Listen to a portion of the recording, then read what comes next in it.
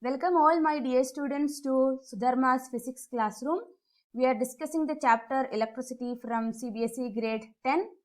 Already we have discussed about electric current, electric potential, potential difference and the questions related with those concepts in the previous videos. If you are watching this video for the first time, go through the previous videos and then understand those concepts and come back to this.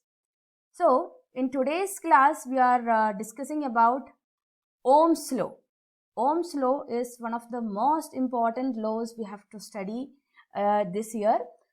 This concept is very much required for your higher studies also. So, Ohm's law is basically dealing with the relation between the voltage and current in a circuit. So, we have discussed about electric circuit. Electric circuit means it is a continuous conducting path where all the circuit elements are connected and through which the current flows. So, when current flows through a conductor, on what factor it depends on? So, let's see what is Ohm's law, what is a statement of Ohm's law and how do we express it mathematically. So, very important statement. The Ohm's law states that at constant temperature, the current flowing through a conductor is directly proportional to the potential difference across the ends of the conductor.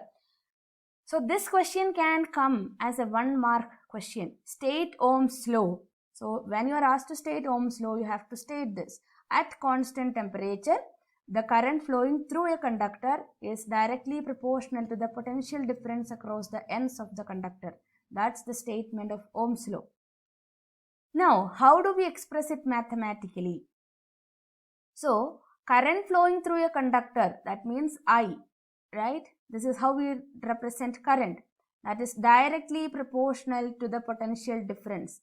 What do you mean by directly proportional?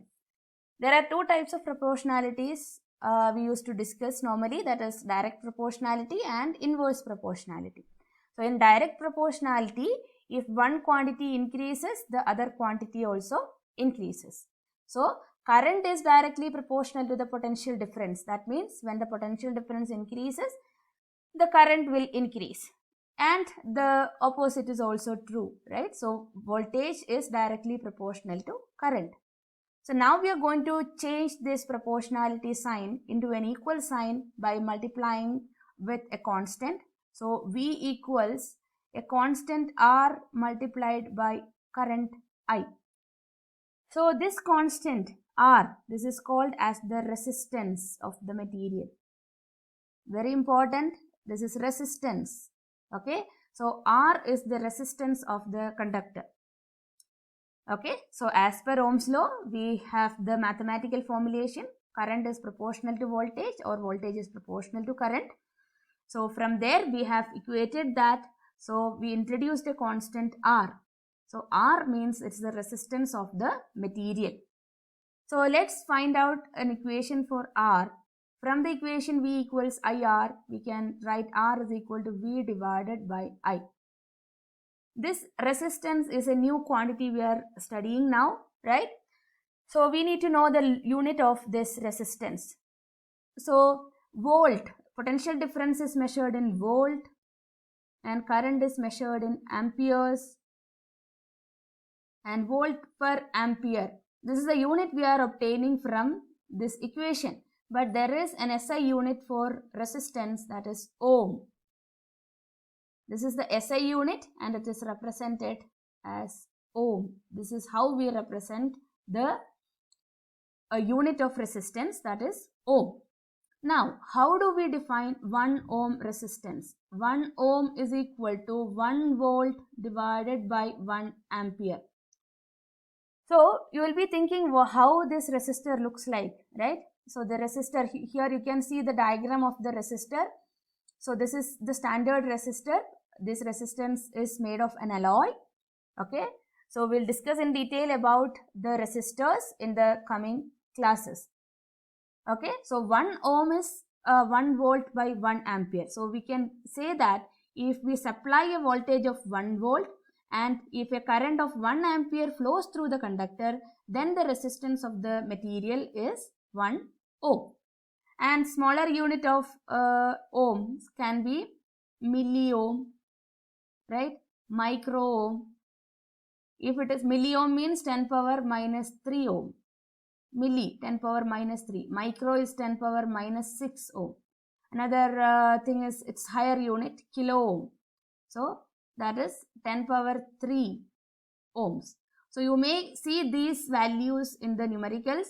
So we need to be familiar with these kind of values. Now, how do we know that the Ohm's law is true, right? We have to verify it. So the coming one, it's a very important thing again. It's the experimental verification of Ohm's law.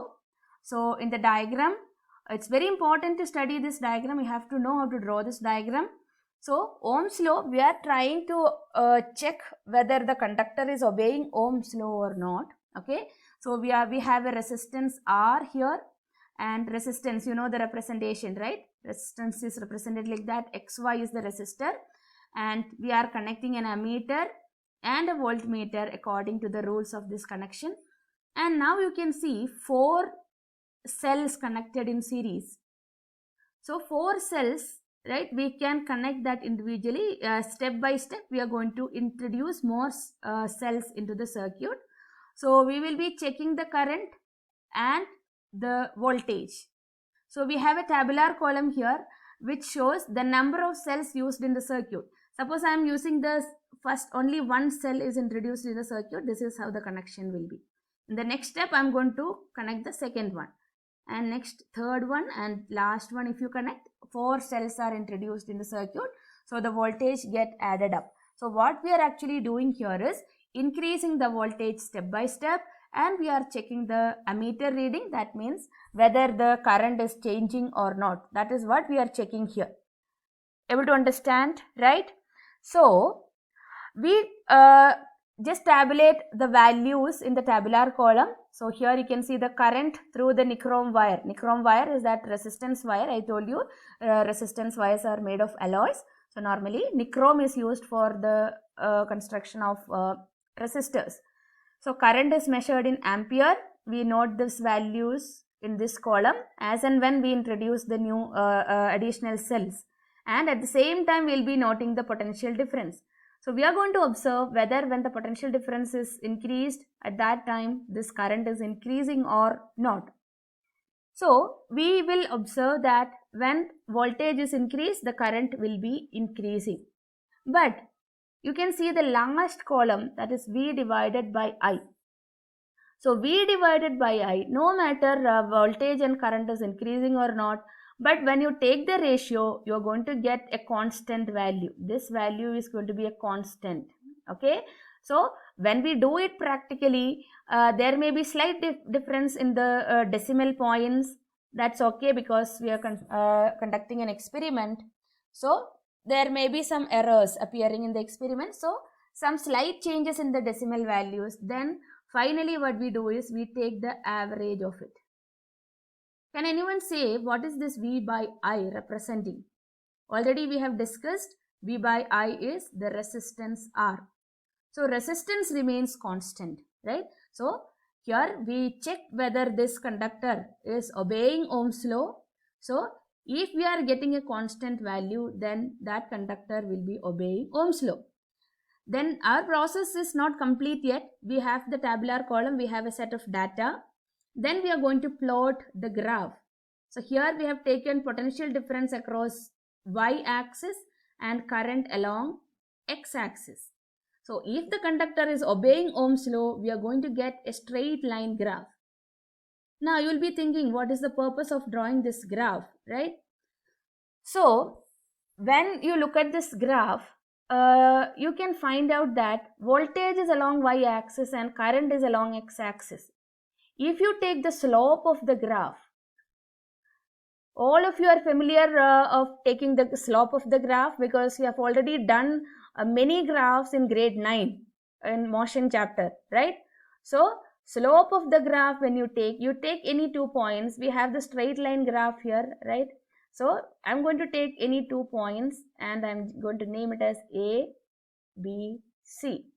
So slope of the graph is equal to BC divided by AC, Y divided by X, right?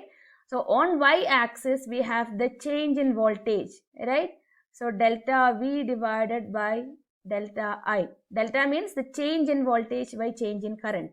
So we are going to get voltage by current. Voltage by current will give you the resistance. So what is the advantage of drawing a graph plotting voltage and current? We can find out the resistance of the material from this graph. So if the conductor is not obeying Ohm's law, then we will not get a straight line graph. That graph used to be a curve, any type of a curve depending on the conductor we are using. So the conductors which obey Ohm's law, they are called as ohmic conductors, and those conductors which doesn't obey Ohm's law are called as non-ohmic conductors. For example, let's think about the bulb, the filament bulb. That is a conductor of electricity, no doubt in that. But if you conduct the same experiment, what we have done here, instead of resistor, if you connect that bulb, you are not going to get a straight line graph, because there, understand, in the statement of Ohm's law, there was a term temperature, when the temperature remains constant. So you might be knowing when we switch on the bulb, the bulb gets heated up really fast, right? That goes to a very high temperature.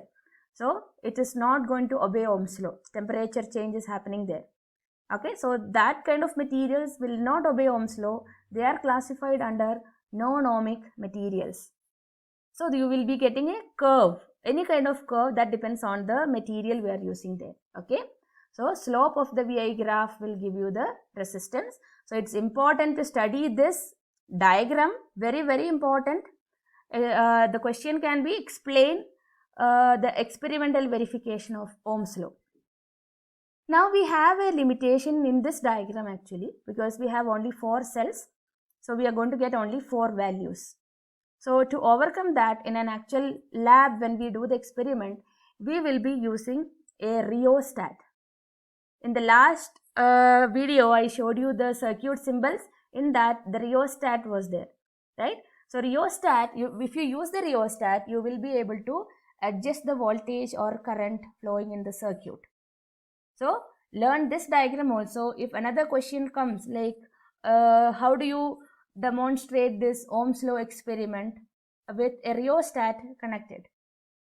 So make sure, see, ammeter is here, voltmeter is here. Ammeter is connected in series and voltmeter is connected in parallel across the resistance wire, because we have to find out the potential difference between the ends of this resistor. And once again observe, positive of the cell is positive of this battery is connected to the positive of the ammeter and positive of the voltmeter also. Okay, so this is a connection using a rheostat. Once the switch is on, just adjust the rheostat knob so that we can adjust this ammeter and voltmeter reading accordingly. Okay, so that's about the concept of Ohm's law. Hope you understood it. So what you have to learn here is the definition of Ohm's law. You have to learn the mathematical formation of Ohm's law, and what is a resistor, definition of 1 ohm, then experimental setup, the diagram, tabular column and the graph, and how do you calculate the resistance using the VI graph, voltage and current graph.